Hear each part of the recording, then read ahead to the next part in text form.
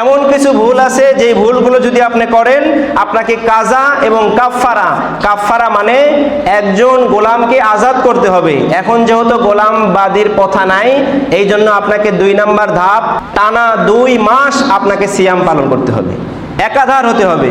যদি একটা সিয়াম মাঝখানে ছুটে যায় আবার নতুন করে 2 মাস সিয়াম পালন করতে হবে।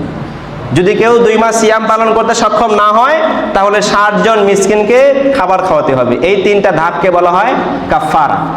এমন কিছু ভুল এখন আমরা জানবো যেই ভুলের কারণে কাজা এবং কাফফারা দুইটাই হয় ওয়াজিব। সেই ভুলগুলো কি? কোনো ব্যক্তি রোজা রাখার পরে ইচ্ছাকৃতভাবে, জটিল কোনো কারণ ছাড়া ইচ্ছাকৃতভাবে দিনের বেলায় কোনো কিছু খেলো অথবা কোনো কিছু পান করলো অথবা তার স্ত্রীর সাথে জেমা করলো, এটা যদি ইচ্ছাকৃতভাবে করে তাহলে ওই লোকটার জন্য কাজা এবং কাফফারা দুইটাই ওয়াজিব। প্রতিটা শব্দের দিকে আপনি খেয়াল রাখবেন। আমি বলেছি রোজার নিয়াত করার পরে, রোজা রাখার পরে ইচ্ছাকৃতভাবে জটিল কোনো কারণ ছাড়া যদি কোনো ব্যক্তি খায় অথবা পান করে অথবা স্ত্রী সহবাস করে তাহলে তার জন্য কাজা এবং